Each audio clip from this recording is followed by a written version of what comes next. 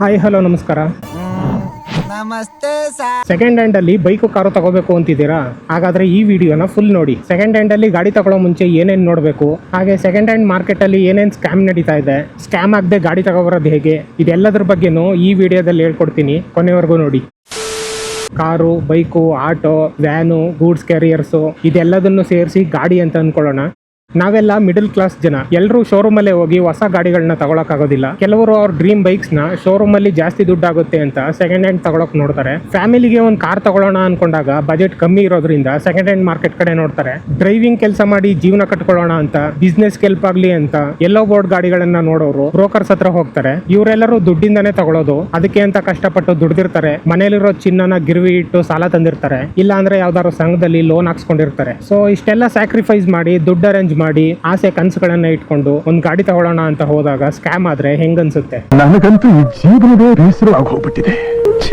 ಇವಾಗ ಶೋರೂಮ್ ಅಲ್ಲೇ ಗಾಡಿ ಕೊಡುವಾಗ ಸ್ಕ್ಯಾಮ್ ಮಾಡ್ತಾರೆ. ಇನ್ನು ಸೆಕೆಂಡ್ ಹ್ಯಾಂಡ್ ಮಾರ್ಕೆಟ್ ಅಲ್ಲಿ ಕೇಳ್ಬೇಕಾ? ಶೋರೂಮ್ ಅಲ್ಲಿ ಗಾಡಿ ತಗೊಳ್ಳುವಾಗ ಏನೇನ್ ಚೆಕ್ ಮಾಡ್ಬೇಕು ಅಂತ ಇನ್ನೊಂದು ವಿಡಿಯೋದಲ್ಲಿ ಹೇಳ್ತೀನಿ.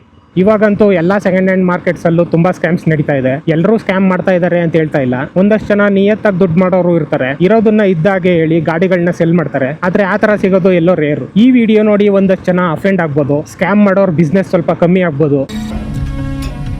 ಆದ್ರೆ ಕಷ್ಟಪಟ್ಟು ನಿಯತ್ತಾಗಿ ದುಡ್ದಿರೋರ್ ದುಡ್ಡು ಸೇವ್ ಆಗುತ್ತೆ. ಮಾರ್ಕೆಟ್ ಅಲ್ಲಿ ಮಣ್ಣಿಡಿದಿರೋ ಮಾರುತಿ 800 ಮರ್ಸಿಡಸ್ ಬೆಂಜ್ ರೇಂಜ್ಗೆ ಬಿಲ್ಡಪ್ ಕೊಟ್ಟು ನಿಲ್ಸಿರ್ತಾರೆ. ಇನ್ನು ಆನ್ಲೈನ್ ಬಂದ್ರೆ ಪಾಲಿಶ್ ಮಾಡಿ ಲೈಟ್ ಹಾಕೊಂಡು ಫೋಟೋ ತೆಗೆದು mint condition, doctor driven, showroom condition ಅಂತ ಟ್ಯಾಗ್ ಲೈನ್ ಹಾಕಿ ಕಪಿಡಿಸ್ತಾರೆ.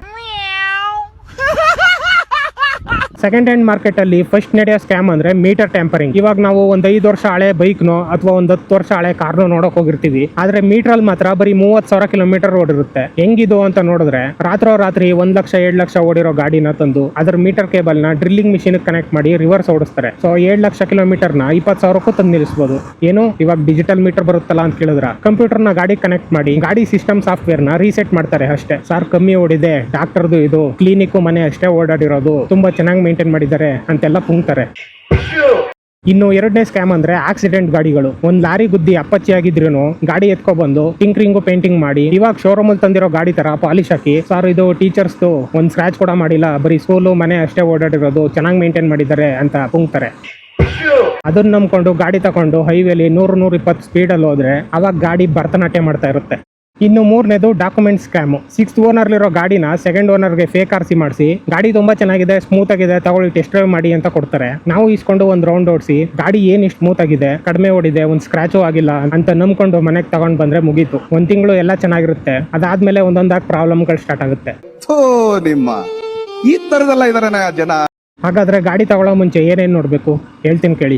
ಗಾಡಿ ಟೈರ್ಸ್ ಅಲ್ಲಿ ಟೈರ್ದು ಮ್ಯಾನುಫ್ಯಾಕ್ಚರಿಂಗ್ ಡೇಟ್ಸ್ ಇರುತ್ತೆ. ಆ ಡೇಟು ಮತ್ತೆ ಗಾಡಿ ಮ್ಯಾನುಫ್ಯಾಕ್ಚರಿಂಗ್ ಡೇಟು ಎರಡು ಮ್ಯಾಚ್ ಆದ್ರೆ ಮೀಟರ್ ಟೆಂಪರಿಂಗ್ ಆಗಿಲ್ಲ ಅಂತ ಅಲ್ಲೇ ಗೊತ್ತಾಗುತ್ತೆ. ಒಂದು ಟೈರ್ ಅಲ್ಲಿ ಮಿನಿಮಮ್ 40,000-60,000 ವರೆಗೂ ಓಡಿಸಬಹುದು. ಗಾಡಿ 30,000 ಓಡಿದೆ, ಟೈರ್ ಹೊಸದಾಗಿದೆ ಅಂದ್ರೆ ಮೀಟರ್ ಟೆಂಪರಿಂಗ್ ಆಗಿದೆ ಅಂತ ಅರ್ಥ. ಗಾಡಿಲಿ front glass, side window glass ಇವುಗಳ ಮೇಲೆ ಗಾಡಿ ಮ್ಯಾನುಫ್ಯಾಕ್ಚರಿಂಗ್ ಇಯರ್ ನ ಮೆನ್ಷನ್ ಮಾಡಿರ್ತಾರೆ. ಇವುಗಳ ಮ್ಯಾನುಫ್ಯಾಕ್ಚರಿಂಗ್ ಡೇಟು ಗಾಡಿ ಮ್ಯಾನುಫ್ಯಾಕ್ಚರಿಂಗ್ ಡೇಟ್ ಗೆ ಮ್ಯಾಚ್ ಆಗ್ಲಿಲ್ಲ ಅಂತಂದ್ರೆ ಯಾವ್ದೋ ಆಕ್ಸಿಡೆಂಟ್ ಆಗಿ ಆ ಗ್ಲಾಸ್ ಗಳನ್ನ ರೀಪ್ಲೇಸ್ ಮಾಡಿಸಿರ್ತಾರೆ. ಗಾಡಿ ನೋಡಕ್ ಹೋಗುವಾಗ ಬರೀ ಫ್ರೆಂಡ್ಸ್ ನ ಕರ್ಕೊ ಹೋಗೋದಲ್ಲ, ಒಂದ್ 500,000 ಕೊಟ್ಟು ಒಬ್ಬ ಒಳ್ಳೆ ಮೆಕ್ಯಾನಿಕ್ ನ ಕರ್ಕೊಂಡು ಹೋಗಿ ಅವರು ಮುಂದೆ ಬರೋ 50,000 ಖರ್ಚನ್ನ ಉಳಿಸಬಹುದು ಅಥವಾ ಸ್ಕ್ಯಾಮ್ ಆಗೋದನ್ನ ತಪ್ಪಿಸಬಹುದು. ನಮ್ಗೆ ಎಲ್ಲದ್ರ ಬಗ್ಗೆನೂ ಗೊತ್ತಿರಲ್ಲ, ಆದ್ರೆ ಮೆಕ್ಯಾನಿಕ್ಸ್ ಗಾಡಿ ಸೌಂಡ್ ಕೇಳಿ ಅದ್ರ ಜಾತಕನೇ ಹೇಳ್ತಾರೆ. ಹಾಗೆ ಮೆಕ್ಯಾನಿಕ್ ಶಾಪ್ ತಗೊಂಡೋಗಿ ಗಾಡಿ ಹೆಲ್ತ್ ಚೆಕ್ ಮಾಡಿಸಿ, ಕಂಪ್ರೆಷನ್ ಗೇಜ್ ಅಂತ ಒಂದು ಟೂಲ್ ಬರುತ್ತೆ, ಅದರಿಂದ ಇಂಜಿನ್ ನ ಪವರ್ ಎಷ್ಟಿದೆ ಅಂತ ತಿಳ್ಕೊಬಹುದು. ನೆಕ್ಸ್ಟ್ ಗಾಡಿನ ಯಾವತ್ತೂ ಕೂಡ ನೈಟ್ ಟೈಮು ಅಥವಾ ಈವ್ನಿಂಗ್ ಟೈಮು ಅಥವಾ ಮಳೆಯಲ್ಲಿ ನೋಡಕ್ ಹೋಗ್ಬಿಡಿ. ಬೇಸ್ಮೆಂಟ್ ಅಲ್ಲೋ ಅಥವಾ ಒಳಗಡೆ ಪಾರ್ಕಿಂಗ್ ಅಲ್ಲೋ ಗಾಡಿ ನಿಲ್ಸಿರ್ತಾರೆ. ಮಧ್ಯಾಹ್ನದ ಟೈಮು ಅದನ್ನ ಹೊರಗಡೆ ತಂದು ಸ್ವಲ್ಪ ಬಿಸಿಲಲ್ಲಿ ನೋಡಿ, ಅವಾಗ ಎಲ್ಲಾದ್ರೂ ಸ್ಕ್ರಾಚಸ್ ಆಗಿದೆಯಾ, ಡೆಂಟ್ಸ್ ಆಗಿದೆಯಾ, ಅದನ್ನ ಮುಚ್ಚೋಕೆ ಎಲ್ಲಾದ್ರೂ ರೀಪೇಂಟ್ ಮಾಡಿದಾರ ಅಂತ ಗೊತ್ತಾಗುತ್ತೆ. ಹಾಗೆ ಪೇಂಟ್ ನ ಚೆಕ್ ಮಾಡಕ್ ಒಂದು ಟೂಲ್ ಬರುತ್ತೆ,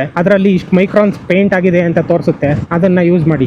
ನೆಕ್ಸ್ಟ್ ಅವ್ರು ತೋರಿಸೋ ಡಾಕ್ಯುಮೆಂಟ್ಸ್ ಬದಲು ಗಾಡಿ ನಂಬರ್ ತಗೊಂಡು ನೀವೇ ಡಾಕ್ಯುಮೆಂಟ್ಸ್ ನ ಚೆಕ್ ಮಾಡಿ. ಯಾರನ್ನೋ ತೋರಿಸಿ ಇವರೇ ಗಾಡಿ ಓನರು ಮಾತಾಡ್ಕೊಳ್ಳಿ ಅಂತಾರೆ, ಅಥವಾ ಇನ್ಯಾರಿಗೋ ಕಾಲ್ ಮಾಡಿ ಗಾಡಿ ಓನರು ಲೈನ್ ಅಲ್ಲಿ ಇದಾರೆ ಮಾತಾಡ್ಕೊಳ್ಳಿ ಅಂತ ಗಿಮಿಕ್ ಮಾಡ್ತಾರೆ. RTO ವೆಬ್ಸೈಟ್ ಅಲ್ಲಿ ಗಾಡಿ ನಂಬರ್ ಹಾಕಿದ್ರೆ RC, ಇನ್ಶೂರೆನ್ಸ್, ಓನರ್ ನೇಮು, ಹಾಗೆ ಎಷ್ಟನೇ ಓನರು, ಹಾಗೆ ಗಾಡಿ ಮೇಲೆ ಏನಾದ್ರು ಫೈನ್ ಇದೆಯಾ ಅಂತೆಲ್ಲ ಡೀಟೇಲ್ಸ್ ಇರುತ್ತೆ. ಒರಿಜಿನಲ್ RC ಇರೋ ಇಂಜಿನ್ ನಂಬರು, ಚಾರ್ಸಿ ನಂಬರು, ಓನರ್ ನೇಮು ಎಲ್ಲ ಗಾಡಿಗೆ ಮ್ಯಾಚ್ ಆಗ್ತಿದೆಯಾ ಅಂತ ಚೆಕ್ ಮಾಡ್ಕೊಳ್ಳಿ. ಹಾಗೆ ಶೋರೂಮ್ ಹಿಸ್ಟ್ರಿ, ಸರ್ವಿಸ್ ಹಿಸ್ಟ್ರಿ ತೆಗ್ಸಿ, ಗಾಡಿ ಪಾರ್ಟ್ಸ್ ಏನಾದ್ರು ಚೇಂಜ್ ಆಗಿದೆಯಾ, ಮೇಜರ್ ಸರ್ವಿಸಸ್ ಏನಾಗಿದೆ, ಇನ್ಶೂರೆನ್ಸ್ ಏನಾದ್ರು ಕ್ಲೈಮ್ ಆಗಿದೆಯಾ, ಈ ತರ ಡೀಟೇಲ್ಸ್ ಎಲ್ಲ ಸಿಗುತ್ತೆ.